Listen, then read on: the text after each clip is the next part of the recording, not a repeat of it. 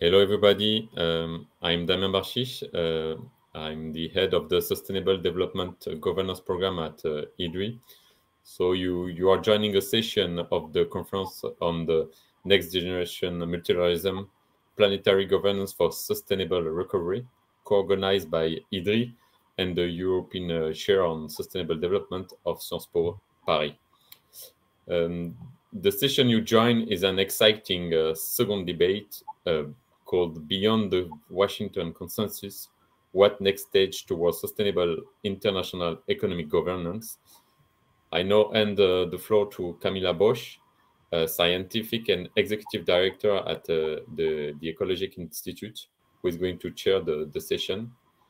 Camilla, we are very pleased that you have accepted this role, so the floor is yours. Thank you very much, Damien. It's really a pleasure and honor to be here and to celebrate with you this conference and also the 20th anniversary of IDDRI. And thank you to Sciences Po and IDDRI for having me for this debate on Beyond the Washington Consensus, What Next Stage Towards Sustainable International Economic Governance. We have two wonderful speakers today. Let me introduce them quickly before we get into the debate. So let me first introduce Professor Jomo. Jomo has many affiliations. I will just name a few. So he is research advisor to the Khazanah Research Institute, which is an institute aiming at improving the well-being of Malaysians through research and derived recommendations. He is also adjunct professor at the International Islamic University in Malaysia and visiting fellow, an international person himself, at the Initiative for Policy Dialogue at the Columbia University.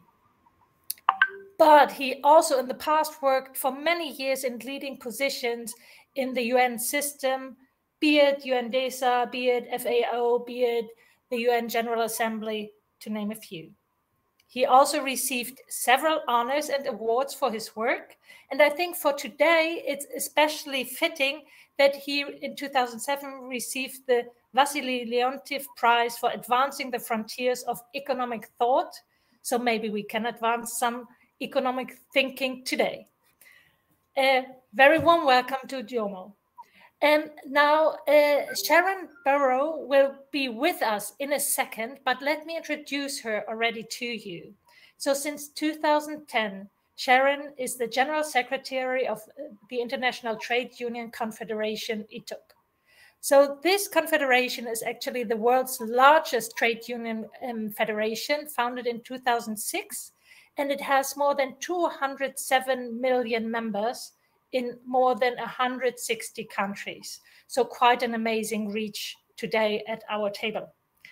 Sharan also served as a member of the governing body of the International Labour Organization. Very warm welcome to you, Sharan. Glad that technically everything worked out. I'm just introducing you. And she has been re-elected General Secretary of the Confederation for several times, and I just want to mention one time because it shows how international we are today. She was elected also at the Third Congress in May 2014 in Berlin, my hometown, where I'm located right now. A warm welcome also to Sharan. And let's dive into the questions right away. So today we live in a world that faces fundamental challenges at sometimes breathtaking speed. We are all aware of that and facing this.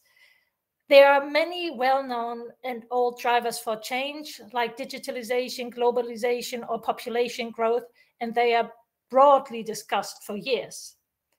But just lately, the COVID-19 pandemic and its multisectoral consequences caught most of us within the international community by surprise. And its multisectoral consequences and painful inequalities arising from that around the world force us to rethink the way we want and need to organize societies and economies. And this will be a topic for today. So, Sharan, in 1989, the economist John Williamson coined the term Washington Consensus. It encompasses 10 recommendations for policy reforms to strengthen economies. And in a simplified abbreviation, some describe it as stabilize, privatize, liberalize. Now, obviously, the Washington Consensus has evolved since then, adding, for example, 10 additional items for an augmented consensus. But overall, it has become a culminating point for controversial debate.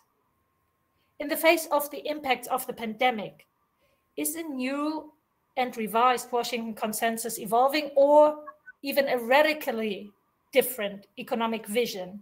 Congratulations on your 20th anniversary. It's a pleasure to be here with you this evening here in my part of the world.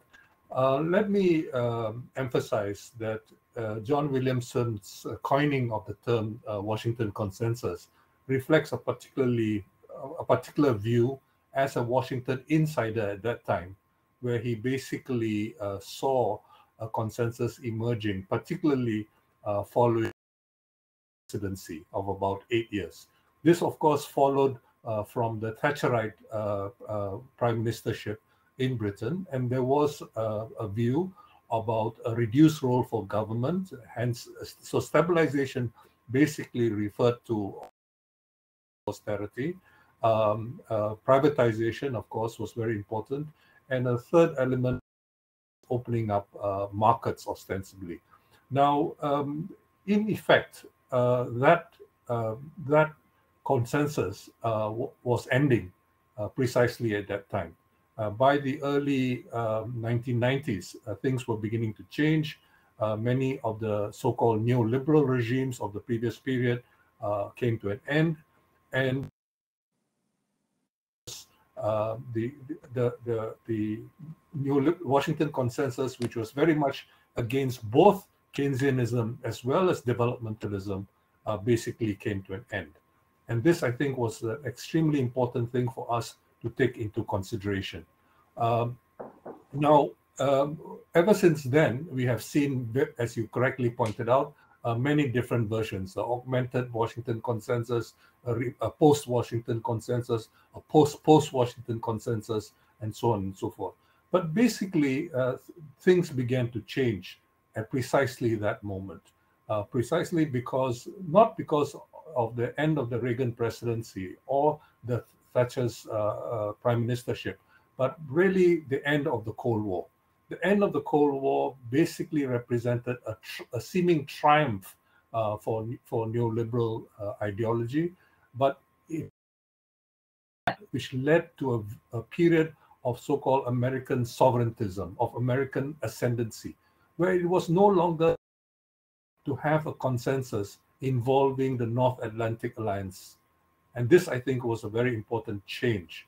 So in the 1990s, we began to see some changes taking place, and especially following the Asian financial crisis in 1997, 98, there were very, very serious challenges. But most importantly, I would say that at the end of the first decade of this century, we find that with the crisis, nobody took the Washington Consensus very seriously anymore. The developed countries, the rich countries, the OECD countries were among the first to reduce their commitment to trade liberalization. The only thing which remained really was a commitment to financial liberalization. And a fear of the severity of the downturn following the global financial crisis. Remember, there was talk about a so-called Great Recession. Governments were encouraged to spend more. And we at the United Nations at that time proposed a global Green New Deal as an alternative to the Washington Consensus as it was then. Thank you. Very much also for putting us in the context of sustainability to the Green New Deal. And now, Sharan, we have heard from Jomo a quite succinct wrap-up of the history. So what is the present and the future? So Jomo gave you a fantastically, concise history that I can't actually add anything to, except to say that with the advent of the late 70s and early 80s, the end of that Cold War period, we saw the social contract start to break down. We saw the advent of hyperglobalization, which in fact has brought us the historic and convergent crisis of inequality, deep inequality between nations, the unjust development framework that Jomo alluded to, but also even within countries. And this was justified by that neoliberal view of the Washington Consensus, to the point where 4 decades on, even the share of labour income, as one indicator, has gone down like a roller coaster. So even before COVID-19, we had this disastrous convergence of crisis, being deep inequality, the despair and anger that was creating, you know, tension around the world for people, and of course the destruction of the planet with, you know, mass and unregulated use of resources without any care or concern for the impact on people's, you know, communities, on the nature of our shared common security. And so we had the climate emergency, and that still lives with us. And then on top of that, you've put COVID-19 and the impact that that's shown of a fractured world. So do we see a new Washington Consensus? Well, let me say that in 2015, we did hold out a lot of hope against all the odds and with major disagreements. The world actually agreed on the Paris Agreement to limit carbon emissions, or indeed emissions more broadly than just carbon, greenhouse gas emissions, and to try and keep the world stable at less than 2 degrees with the ambition of 1.5. And at the same time, the SDGs, the Sustainable Development Goals, gave us a framework for a new development model. You put these two things together and we had hope for people and the planet and a new economic base. But if you're asking me, is that really the framework for today? In rhetoric, yes, it is. Governments will tell you they're committed to these things. But in action, can I say we are at a point of tension where the people who think that they can just tinker and it's business as usual versus those in, you know, indeed small numbers, but growing in the business community, small numbers in government, not growing so quickly, and of course, people generally. We know the world has to shift. We know that this is the greatest systemic shift we will see, and that people and planet have to be at the heart of a just recovery, one where we build resilience against future shocks. But right now, the jury's out on whether we will see a consensus to get there. Thank you very much. I find it quite interesting you link the Paris Agreement and the UN SDGs really in the context of a paradigm shift for a new economic model. So Jomo, if you hear that, building also at the experiences and the numbers which tell us about the injustices and inequalities just pointed to, and that we are stressing the planetary boundaries as Sharan has outlined, what are the suggested solutions of potential alternatives to the Washington Consensus to actually solve the current crisis and guide a transition to a globally just and sustainable pathway? Do you have any advice to give us? Thank you, Camilla. I'm afraid that whatever advice I may have to offer is unlikely to be taken on. For example, in the late, at around 2009, I think, we proposed the Global Green New Deal, but there were very few takers at that time. I remember Prime Minister Gordon Brown agreeing to it, but urging us not to press him too hard on it. And when he raised the money, almost $1 trillion, most of it went to the IMF. It did not go to the countries which were most needy in those very difficult circumstances. So we find, in a sense, a subversion of those commitments. I think that the task today is made all the more difficult, precisely because finding areas of cooperation has been made more difficult.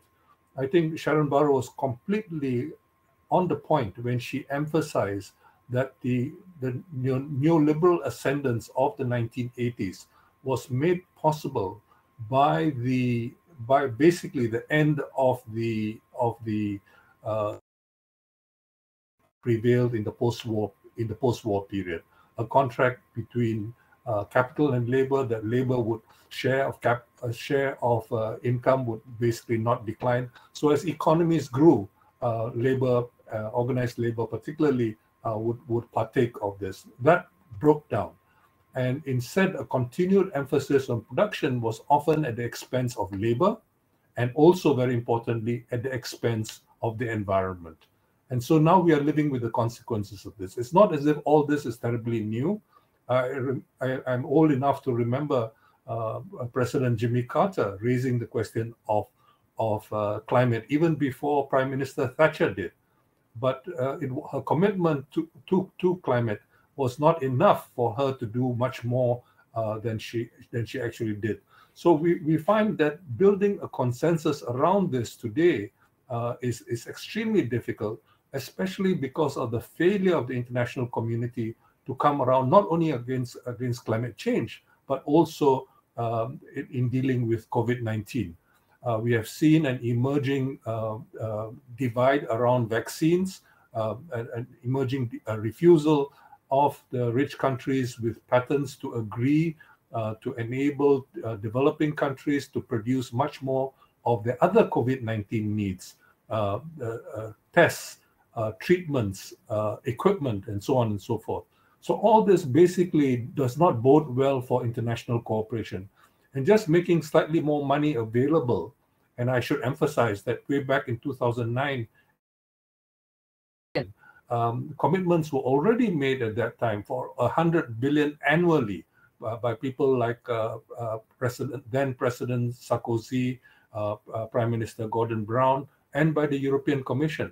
But none of those commitments were ever realized, and we find that almost all the money available for developing countries, especially the poorer countries, is really for climate change mitigation. Almost nothing goes to climate change adaptation. And many countries, many people, ordinary working people, are struggling with the consequences of all that. So it has become extremely difficult to build a consensus, not only within many of these societies, but also internationally, because the failure to act together against COVID-19, the failure to act together in ways which would be meaningful and fair on climate in the recent period. Now, I think in 2009, we suggested, for instance, that the developed countries in Europe and elsewhere could play a huge role in terms of providing renewable energy, and so that poor countries would benefit from having electricity, but at the same time would not exacerbate the problems of global warming. Unfortunately, those attempts at cooperation were not realized. And so it's going to be very, very difficult, very uphill. I wish those of you like Sharan, who's still very much fighting the good fight, I wish them all very well, but it's going to be very, very uphill. Thank you. Thank you very much, Jomo. Looking into the failure of the global and international community to actually deliver on its promises, point to the difficulties of cooperating and actually addressing the issues at hand. And you actually have numbers at hand which prove that we are in a difficult situation. Now, Sharan, maybe we look at the more positive dynamic as well. To what are your views of what you just heard? And maybe you can also point to the strongest proponents of alternatives and what dynamic evolves from that. So we acknowledge the frustrating part of it, but also look at the promising dynamics potentially in the field, if you see any. Sharan. Well, indeed. And let me start by addressing one of the questions that I see pop up on the screen, which is about, do I think that the global tax agreement is a turning point. I think it's a compromise wrought from a lot of demand by the global community to stop the corporate greed that has bought us through that dominant model of trade, you know, dehumanizing exploitation of working people in supply chains. 97% of workers in our supply chains today are a hidden workforce. The CEOs, even if they share decent values in their own world, in their own companies even, wouldn't know that these people are working for them. And they see the shareholder profit lens as the only one that counts for them to keep their CEO role in terms of their board and shareholders. That's just not acceptable from any moral standpoint, of course, but even from an economic standpoint. How can you have a demand-driven economic model, and we could debate the merits of that, but how can you have that and not have people share the prosperity and the wealth in order to build that, you know, development everywhere? So is the global tax agreement a turning point? Well, it's a recognition that we have to put some sort of floor under the contributions that actually corporates make. But it's not enough. It's a start, but it's only a start on a journey. It can't be a destination because, first of all, 15% is too low. You know, working people pay double that and more in terms of trying to prop up our universal health systems, our contribution as taxpayers to vital infrastructure, our social protection systems, which are still absent for more than 55% of the world. So there's no resilience in terms of health, education, other forms of care or income against personal or national or global shocks. Those things have to change. So yes, the corporate sector has to make a contribution, but the loopholes in this agreement worry us enormously. So we're all going to have to be very vigilant. But you asked me where I see glimmers of hope. So let me go to that. You know, Jomo talked about our ambition for the 2009-10 G20. And indeed, he was right. We saw Gordon Brown committed, for example, at that point, not just to jobs, but to green jobs, because I was the president then of our global movement. And even though I was still in Australia, and I remember us cutting a deal with Gordon Brown across the table on investment in jobs as part of a way to stabilise the global economy. But the conditionality on corporates for the bailouts, the conditionality on banks simply didn't exist. So, of course, they simply put that support in their pockets and continued business as usual. And now we have a situation where we're almost at that point again. Jomo talked about the 100 billion. Come on. We just spent 16 trillion or something from countries, rich countries in particular, propping up the global economy from COVID. And we can't even, you know, see that unit of trust of 100 billion. But let me just finish quickly and we can pick this up later. The hope I see is in Europe, largely. There's some hope in the US now with a commitment to climate and jobs, and we want to see more of that.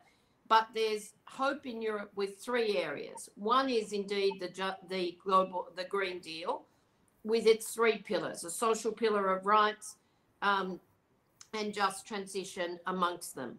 But there's equally a commitment to mandated due diligence, to actually require corporations to do the risk analysis, but to put grievance and indeed remedy systems in place for exploitation. We would hope not just on human and labour rights, but on environment as well.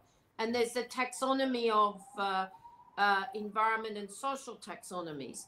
We cannot have any investment from government or indeed private sources that does not have an ESG, economic, social and governance free of corruption lens. Otherwise, we're simply perpetuating a fractured world and we won't reach the promise of the SDGs or the climate or the Paris Agreement. Thank you so much also for highlighting the importance of the financial sector and the corporate sector in this whole equation, and the taxonomy going for the financial sector and the tax agreement more for the corporate sector, and really changing the paradigms here of how we do business. And for example, the European Green Deal setting a frame. Now, one of the big crises already has been mentioned by both of you quite prominently, that is climate change. And with countries, end of this month, coming together as G20, looking at that, and then next month coming together as the world in Glasgow, dealing with this climate issue. We know that countries around the world are actually pledging to become carbon neutral. But if we look at the emissions trends, we are not there yet. The trends are not going the direction the promises and goals are. And obviously, just for those who don't know this 100 billion pledge, it's about support of developing countries in fighting and adapting to climate change, raised by industrialized countries, of private and public finance. And that, the OECD looked at it last year, for example, for 2019, 2020, numbers are not there yet. Actually added up so far only to 80 billion instead of 100 billion expected and promised in 2020. So that's a big issue. But turning away from the 100 billion, the money, Sharan, how do the proposed approaches you just highlighted actually need to be linked to carbon neutrality, so we get on a good pathway? And what are the necessary next steps to engage on that, to put the economies on the pathway we want to see them?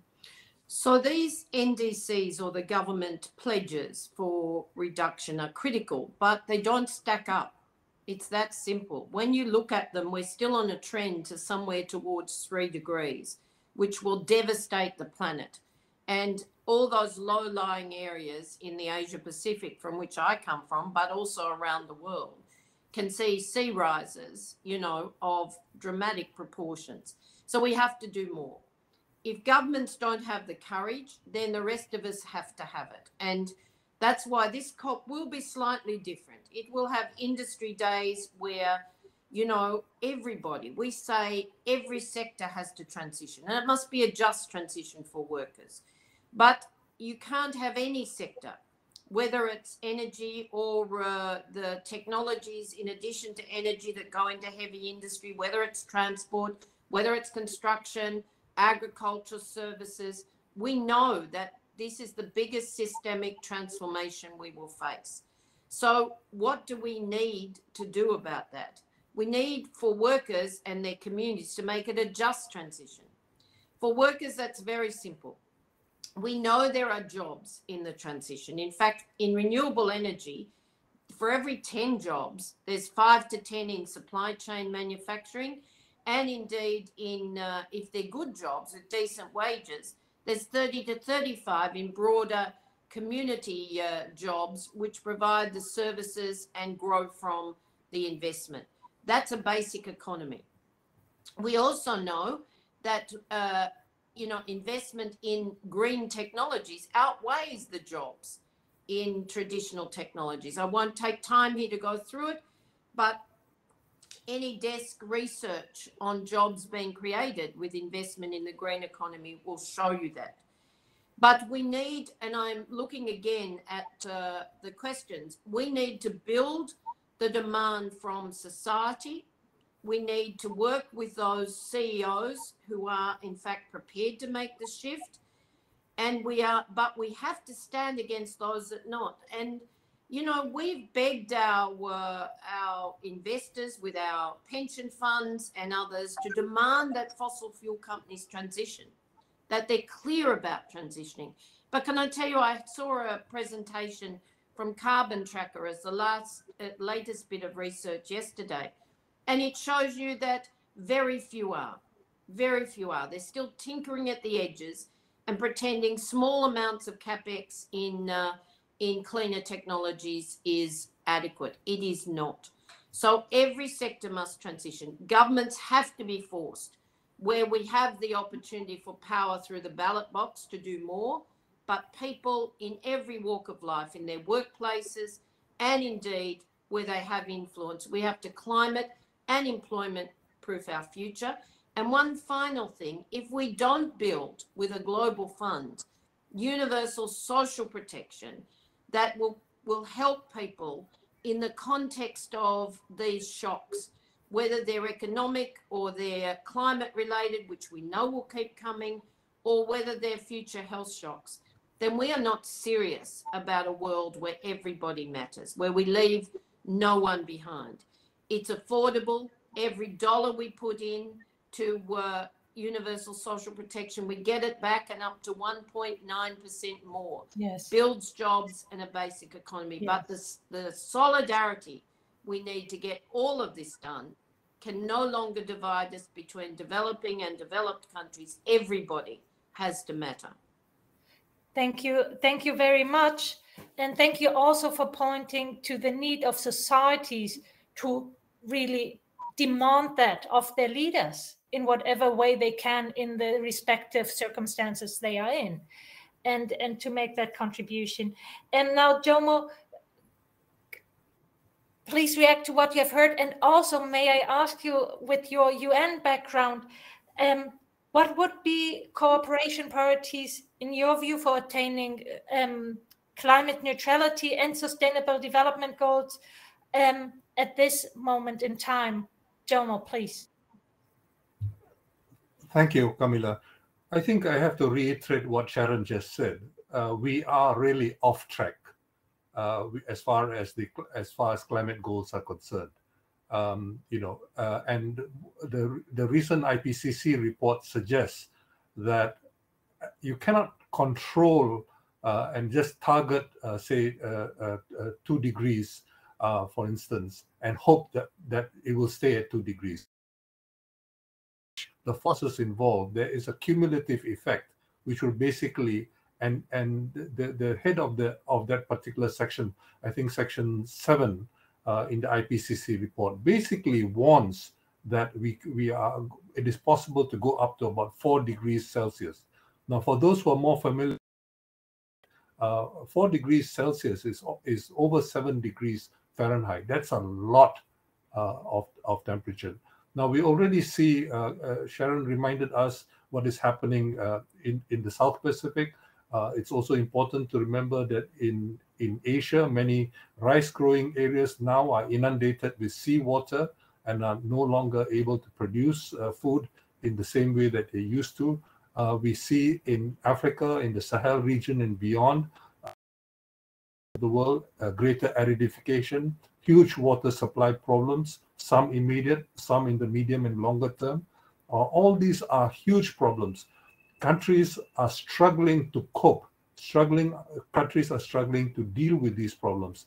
And so for them, that is the existential threat.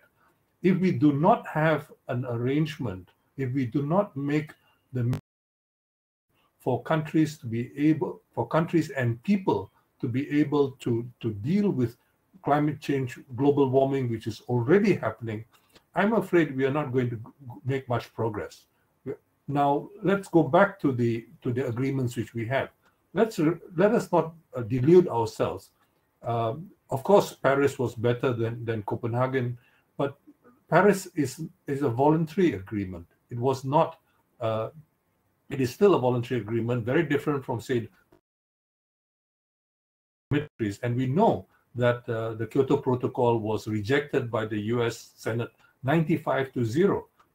Al Gore, who got a Nobel Prize for his climate advocacy, in fact, never even raised the issue again during his campaign for presidency.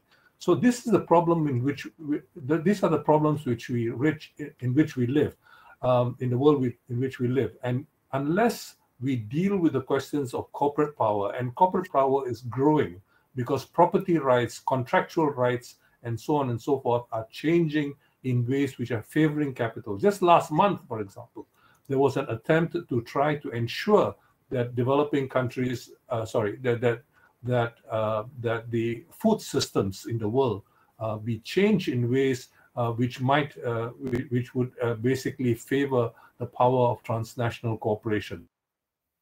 This was rejected because of the strong mobilization of civil society, but we are fighting a losing battle in this regard. Thank you.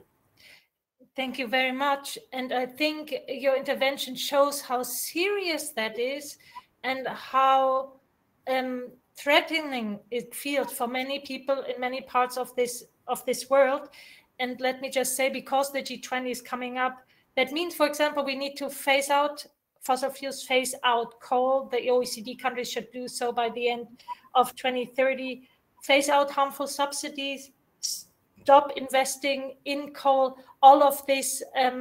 So a lot of things to be done. But now, even though we are a bit behind time with the late start, I have the pleasure of opening up the floor beyond this small group of three to the audience. And the first one to ask a question will be a student from Sciences Po, Melanie de Vicenti. Melanie, are you there? Yes, I'm here. Welcome, please.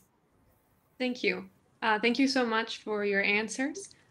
This is a two-part question for either of you. First, could enhanced regional cooperation that goes beyond trade organizations, whether public or private, help lower-income countries on their path towards sustainable development? And so far, to what extent have examples of this demonstrated a positive effect on development? And if regional cooperation does help, in your opinion, to what extent has the COVID-19 pandemic consolidated regional cooperation? And to what extent is there a potential for such a consolidation process to be accelerated? Thank you. Very much. Jomo, Sharan, who wants to go first? Some freedom. Sharan, would you like to? Jomo, you go. Okay. You're so polite, but there are many instances of regional cooperation. Most of them are intended to enhance two things: business cooperation and security cooperation. And unfortunately, very little is being done to ensure that regional cooperation enhances the kinds of goals which Melanie raised. This is the unfortunate situation. And when there is regional cooperation, for example, when the European Commission takes a position on behalf of the European Union member countries, it has not really been. If you think, for example, about COVID-19, the European Commission is the strongest opponent of making available intellectual property rights. This is the waiver against the restrictions on intellectual. So I don't see very much evidence of regional cooperation being conducive. However, I do think Melanie is correct in hinting that there is tremendous potential. For example, if you have regional cooperation in terms of trying to deal with common problems of climate change mitigation or adaptation, for instance, there is a huge scope for such cooperation. For example, I've seen very interesting discussions about what could be done in terms of increasing the advantages of having, let us say, floating solar panels which would basically, on the one hand, enhance the possibility of renewable energy generation, as well as other types of cooperation to try to reduce, for example, water evaporation, especially a problem which is now been exacerbated by the rising temperatures. So there is potential, undoubtedly, Melanie, and I think I do hope that people like you will continue to advocate for it. But I think, unfortunately, there are very few incentives to do that. If anything, the cooperation tends to be of a limited nature and not conducive to such cooperation and progress. Thank you very much. Sharan, you want to add something? You know, Melanie's some fantastic questions this morning, because I heard it earlier, and you know, she's really focused on some of the big issues of the time. I think, you know, regional integration has to play a bigger role for all sorts of reasons. Development, the changing nature of our supply chains, climate and the carbon footprint. And yet when you look at our regional governance, it's by and large quite weak in the multilateral framework. There are strong leaders in every region, but they're not necessarily part of coordinated, solidarity-based, systems of demand that would play into the reforms we need in a multilateral system. So whatever we can do to strengthen this, and again, I go back to an example I used this morning. If there's anything that represents there are two things in my mind. One that represents the breakdown in our commitment to a more equal world. It's vaccine nationalism. 9 new billionaires. Mostly the vaccines were produced by, indeed, taxpayers' money to help companies develop something for the common good.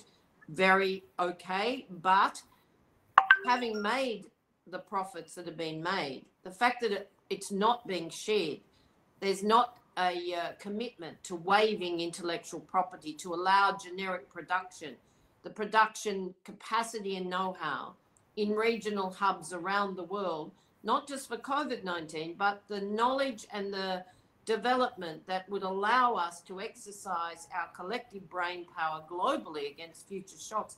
That's a scandal.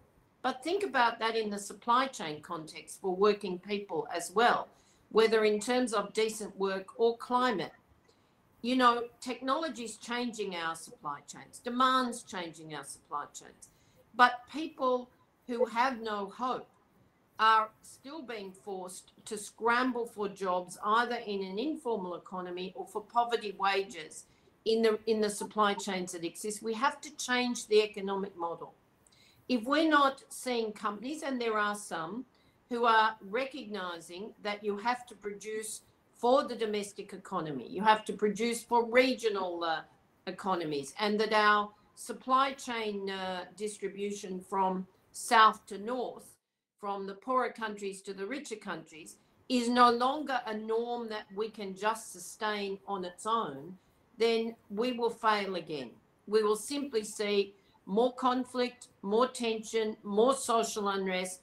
And indeed, I have to say this, it's undermining our democracies. And as someone totally committed to democracy, our movement is totally committed to democracy. And we're seeing now fascist attacks on union buildings like Australia last week, Italy this week. You know, we are up against a world where our values are no longer being played out. So I would simply say to you in the end, if we don't put planet and people at the center of a just development model and repairing our future, then, you know, our democracies will be increasingly at risk. And you cannot build sustainable business or share prosperity in a world where democracy doesn't exist. So we have a huge ambition to work together to actually repair our fractured world. And I just love Jomo's writings, and I think his wisdom is something we can all embrace. Thank you very much. Now, and thank you, Melanie, for your input and your question. Most appreciated. I will now turn to the chat of some anonymous but curious people. And I hope to get through 2 questions, so we at least get 2 voices from the chat. So if the answers is succinct and maybe limited to 2 to 3 minutes, we should be able to make it. First question is, and I read it out. Don't you think that in order to better respond to global challenges, the European Green Deal should better embrace the 2030 agenda and its global goals? If not, it gives the impression that it is still a European vision that the EU would like to impose to other regions. Now, obviously, you are not European, both of you, but then you are the voice of the other regions and of a global community to answer to this question. Who wants to go first? Is that Jomo? Yes. Oh, Sharan, you want to go first? I'm not. Jomo, please go first, because also it is a UN agenda which has been referred to. Thank you very much, Camilla. And I'd like to emphasize that many of the problems which we face right now, you can transform competition. There is a Cold War in the making right now. Recently, the prime ministers of Australia, the UK, and the President of the United States agreed to have a security deal. Nobody in Southeast Asia actually asked for it, but this is ostensibly to protect the people of Southeast Asia. And this is going to cost billions, hundreds of billions, I would venture to say, including the cost of the aircraft carrier, which Mr. Johnson, Prime Minister Johnson, has sent to the region, again uninvited. We seem to have the means to do all that.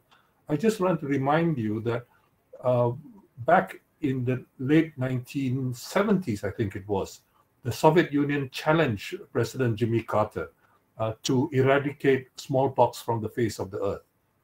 And President Carter took up the challenge, and within a decade, the WHO declared that smallpox was over, that we no longer had smallpox in the world.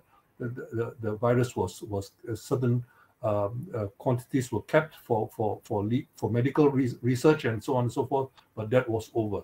So you can see that you can channel rivalry. And so when the Europeans set up a situation and set a bar for others to achieve, and they enable that can be very desirable. Likewise, if the Europeans set up a bar and encourage and enable others to compete with them, that can make a world of difference. But if they set up the bar to protect themselves and to make progress for others more difficult, then I think we have actually a very, very worst case scenario. In what people like to talk about game theoretic terms, it basically inspires a race to the bottom rather than a progress forward. We really need more than ever not only resources for relief, for recovery, and importantly, I want to emphasize for reform. Because let's face it, the SDGs were not on track even before the pandemic hit. And now we are really set back. And so we need all the efforts possible if we're not going to make a mockery of the SDGs. So competition can be healthy, can be desirable, as people compete, for example, to try to eradicate COVID-19, for instance. But now you have a situation where it is in the interest of the major pharmaceutical companies to actually have, now that COVID-19 is endemic, you actually have a situation where it is in the interest of these companies to continue to make as much money as possible by selling their vaccines and boosters and whatnot, rather than eradicate the disease. So we have to be very, very critical about the kinds of incentives, including the perverse incentives the world has put together. Thank you, Camilla. Thank you so much. Sharan, add on that one, or shall we go to the next question? Very, very challenging. I agree with Jomo, so go to the next one. Excellent. So there's a lot of agreement, and maybe just as I'm from Europe, just want to add one thought. What Jomo just mentioned about enabling competition but not protecting, that is the debate culminating around the carbon border adjustment mechanism just being proposed and discussed. But that is for another debate. Now, the next question from the chat. Do you see a willingness to revise the vision of trade liberalization to align it with Agenda 2030 from emerging economies like Malaysia or Indonesia, for instance, whose income and capacity to reach socioeconomic development relies a lot on exporting commodities. And in this context, maybe also interesting that Indonesia, I think, will chair the G20 next year, so an important country also in the multilateral realm, especially next year. But Sharan, not coming from Malaysia nor Indonesia, you want to answer to that? No, but as somebody who's had a solidarity pact with Indonesian workers for a very long time, through dictatorship and emerging democracy, then, you know, I do look forward to the debates in Indonesia next year.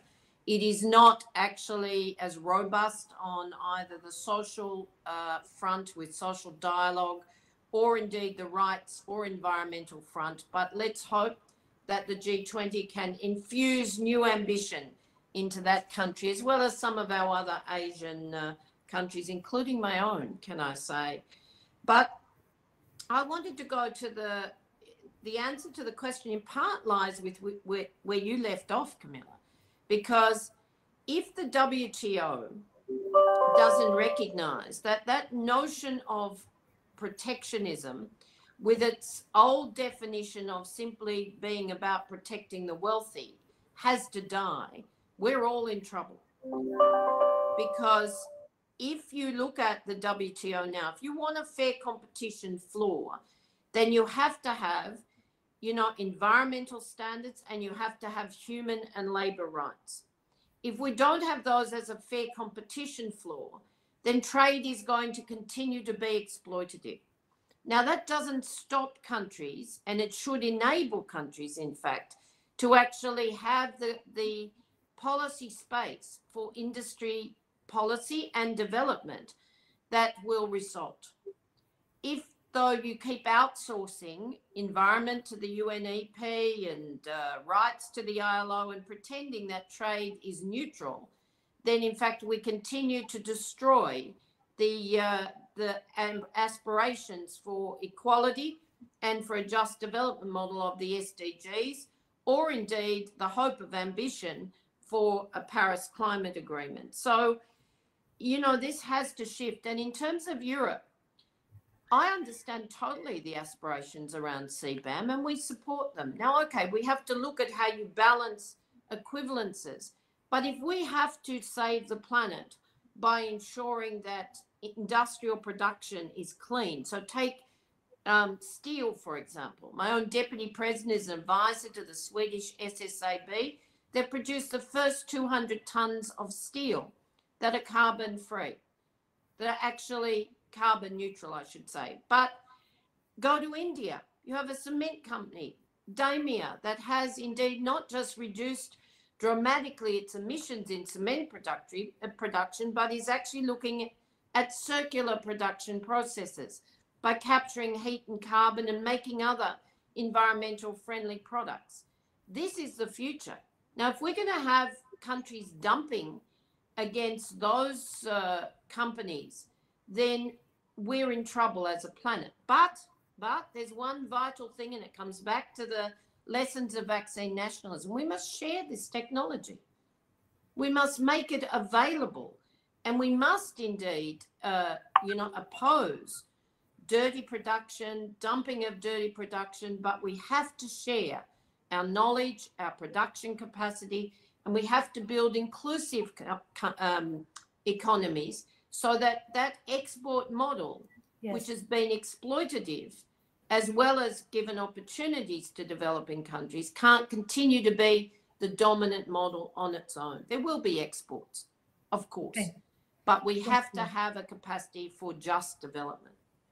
Thank you very much. That is an excellent final word from Sharan. Thank you for this encouragement. Jomo, a final word from you, and maybe also referring to the question or whatever you want. It's 13:29.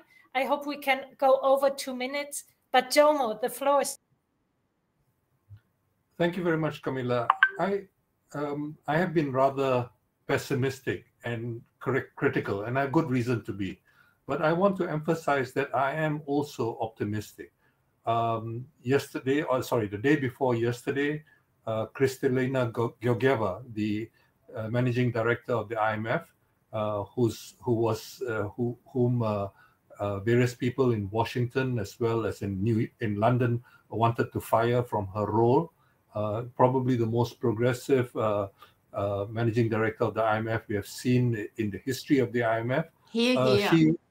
She was affirmed in her position, and I should emphasize that Janet Yellen's original proposal for a global minimum corporate income tax was actually 21%. It was Prime Minister Boris Johnson, as host of the G7 meeting, who pushed it down to 15%, which was subsequently endorsed by the G20.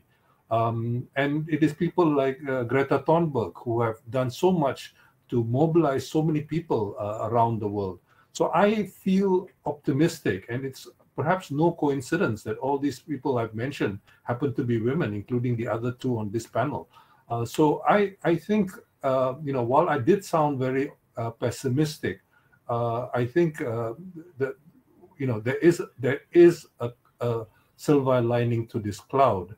And unfortunately, this cloud is not only fairly menacing, but it is also full of toxic rain.